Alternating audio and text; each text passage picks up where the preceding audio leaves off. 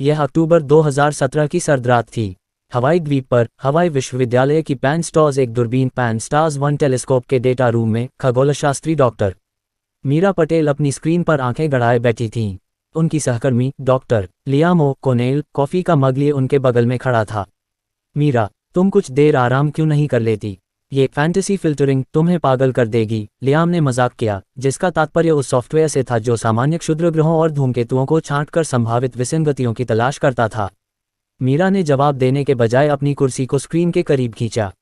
नहीं, लियाम, इस बार कुछ अलग है।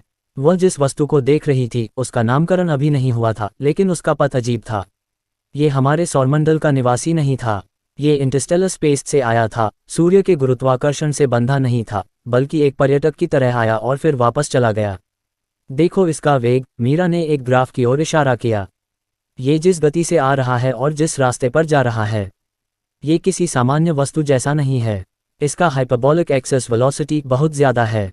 ठीक है, ये पहला इंटरस्टेलर आगंतुक है जिसे हमने देखा है। ये रोमांचक है, लियाम ने कहा, पर इसका मतलब यह नहीं है कि यह कोई स्टारशिप है जैसा कि कुछ लोग अटकलें लगा रहे हैं। मीरा ने आंखें मूंद लीं। हाँ, वह जानती थी कि उसे वैज्ञानिक रूप से तर्कसंगत रहना चाहिए, लेकिन इस वस्तु की असामान्य विशेषताएं थीं। यह कोई गोल पत्थर या बर्फीला गोला नहीं लग रहा था। इसका आकार अत्यधिक लंबा था, एक सिगार या चपटी चट्टान जैसा, जिसकी लंबाई इसकी चौड़ाई से 10 गुना अधिक थी।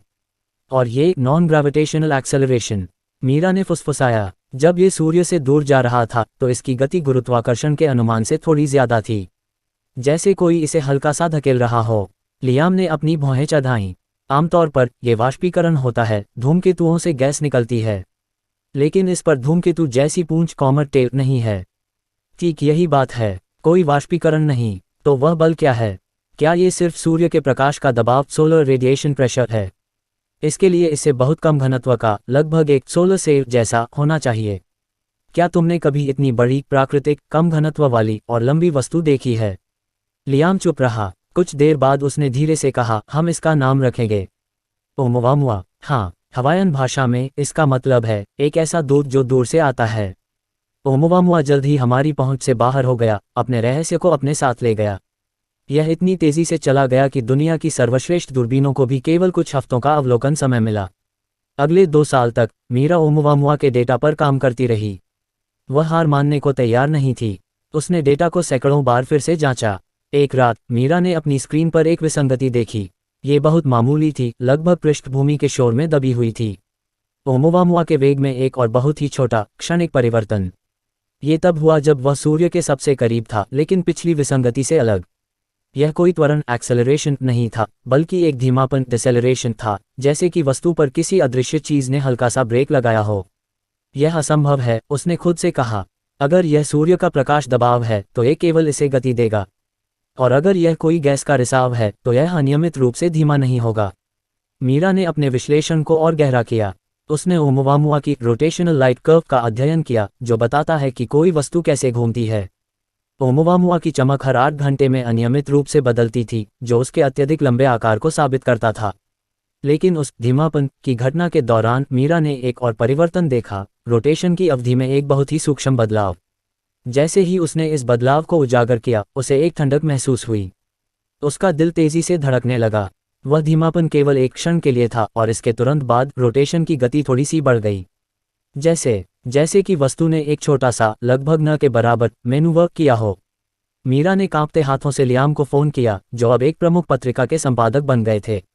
लियाम, सुनो, मुझे लगता है कि यह पत्थर नहीं है। यह अपनी दिशा बदल रहा था। लियाम शुरू में संशय में था। मीरा, एकमात्र अवलोकन त्रुटि हो सकती है। नहीं, मीरा लगभग चिल्लाई, मैंने इसे क्रॉस चेक किया है। ये किसी भी प्राकृतिक कारण से मेल नहीं खाता। यह एक इंजीनियरिंग का निशान है। ये किसी प्रकार का प्रपल्शन था, एक सूक्ष्म सुधार, जैसे कोई जहाज अपना संतुलन ठीक कर रहा हो। मीरा की खोज ने दुनिया भर के वैज्ञानिकों में हलचल मचा दी। वे अपनी शंकाएं जाहिर कर रहे थे, लेकिन डेटा को नज़रअंदाज नहीं कर सकते थे। एक नया गुप्त अवलोकन कार्यक्रम शुरू किया गया, जिसका नाम था शैडो कैचर। इसका लक्ष्य था अंतरिक्ष के उस क्षेत्र की स्कैनिंग करना जहां से ओमुवामुआ आया था, और यह निर्धारित करना कि कहीं और अजनबी तो नहीं आ रहे हैं। मीरा को शैडो कैचर टीम का नेतृत्व करने के लिए आमंत्रित किया गया। महीनों की गहन स्कैनिंग के बाद उन्हें कुछ नहीं मिला। अंतरिक्ष खाली था। ओमुवामुआ एक अद्वितीय विसंगति बना रहा। एक उदास दोपहर मीरा अपने कार्यालय में ओमुवामुआ की डेटा की एक 3D सिमुलेशन को देख रही थी। एक लंबी चपटी वस्तु अब गहरे अंतरिक्ष में जा रही थी। लियाम उससे मिलने आया। मीरा, हम बंद कर रहे हैं। कोई और सिग्नल नहीं है। शायद ये सिर्फ एक अजीब एक बार की घटना थी। मीरा ने 3D मॉडल की ओर इशारा किया। लियाम, क्या तुम इस पर ध्यान दे रहे हो? ये लगभग पूरी तरह से निष्क्रिय, कंप्लीटली इनर्ट रहा है। कोई संचार नहीं, कोई ऊर्जा उत्सर्जन नहीं। ठीक है, ये बस एक टूटा हुआ पत्थर है। मीरा ने सिर हिलाया। नहीं, अगर तुम इतनी दूर से आ रहे हो तो तुम अपना इंजन बंद क्यों रखोगे? क्यों तुम बस चुपचाप निकल जाओगे? हो सकता है कि वह काम नहीं कर रहा हो, या हो सकता है कि वह इंतजार कर रहा हो। मीरा की आंखों में एक नई चमक थी। क्या होगा अगर यह कोई जहाज नहीं है बल्कि एक जांच उपकरण प्रोब है? ये हमारे सौरमंडल में आया, डेटा एकत्र किया और फिर जानबूझकर गति धीमी करके वापस चला गया। जांच उपकरण, लेकिन यह इतनी अजीबोगरीब चाल क्यों चलता? यही रहस्य है। लेकिन सुनो, उस दिन जब उसने अपनी गति धीमी की, वह हमारे सौरमंडल के एक बहुत ही खास क्षेत्र से गुजरा, कुआइपर बेल्ट के ठीक बाहर की सीमा। और ये तब हुआ जब वह हमारे सबसे बड़े गैस दानव बृहस्पति जुपिटर के गुरुत्वाकर्षण खिंचाव के सबसे करीब था। तुम क्या कह रही हो? लियाम का लहजा बदल गया। मैं कह रही हूं कि वह धीमापन एक त्रुटि सुधार नहीं था। वह लक्ष्य साधने टारगेटिंग का एक कार्य था। ओमुवामुआ ने अपनी थोड़ी सी गति कम की और अपना रोटेशन एडजस्ट किया ताकि वह बृहस्पति की कक्षा में एक छोटी सी वस्तु को प्रभावित कर सके, शायद उसे धक्का दे सके। लियाम और मीरा ने पागलपन की हद तक डेटा को फिर से जांचा। बृहस्पति की कक्षा में अनगिनत छोटी बर्फीली वस्तुएं थीं। उन्हें वह चीज मिली जिसकी वे तलाश कर रहे थे, एक छोटा अज्ञात पिंड जिसे पहले महत्वहीन समझा गया था। ओमुवामुआ के मेनूवर्क के तुरंत बाद उस पिंड की कक्षा में एक अत्यंत सूक्ष्म विचलन हुआ था, इतना छोटा कि इसे केवल एक उन्नत सिमुलेशन के साथ ही पहचाना जा सकता था। मीरा ने उस छोटे पिंड के डेटा को स्कैन किया जिसे अब वे टागर जे कह रहे थे।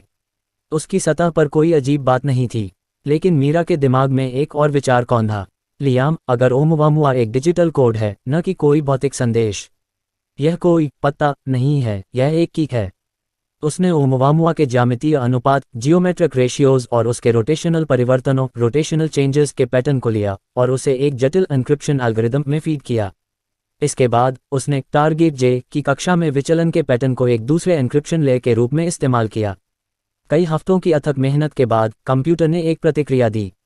यह कोई भाषा नहीं थी बल्कि शुद्ध गणित थी।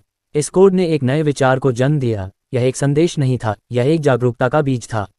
मीरा ने कोड को उस छोटे पिन टारगेट जे की कक्षा में हुए बदलावों पर लागू किया, और जब उसने ऐसा किया तो एक तीसरी विसंगति उजागर हुई। ओमुवामुआ ने अपनी गति धीमी करके टारगेट जे को सिर्फ धक्का नहीं दिया था, उसने उसे एक बहुत ही विशिष्ट तरीके से हिलाया था जिससे उसकी कक्षा में जानबूझकर परिवर्तन आया था। और वह परिवर्तन उस कोड के साथ मिलकर कंप्यूटर स्क्रीन पर एक संदेश चमक उठा, जो सौरमंडल के ठीक बाहर अंधेरे में स्थित एक विशिष्ट निर्देशांक की ओर इशारा कर रहा था। लियाम, मीरा ने धीरे से कहा, मुझे लगता है कि ओमुवामुआ एक यात्री नहीं था, वह एक कुरियर था जो हमारे सौरमंडल में सोया हुआ पड़ा एक प्राचीन उपकरण खोजने आया था। उसने उसे सक्रिय कर दिया है। और वह क्या है? लियाम ने पूछा, उसकी आवाज में डर और विस्मय दोनों थे। मीरा ने स्क्रीन पर देखा जहां वह निर्देशांक चमक रहा था। वह एक वेलकम मैट है, उसने फुसफुसाया, या शायद एक फास्ट ट्रैप है। सूर्य की परछाई में ओमुवामुआ का रहस्य अब एक भयानक निमंत्रण बन चुका था। वे उस अंधेरे निर्देशांक की ओर देख रहे थे जहां अब एक निष्क्रिय अंतर्तार्कीय बीज जागृत हो गया था, इंतजार कर रहा था कि कोई उसे खोजे। और फिर मीरा जानती थी कि उन्हें उस दिशा में देखना ही होगा, लेकिन अब वे सिर्फ देखने वाले नहीं थे, वे खोजे जा चुके थे।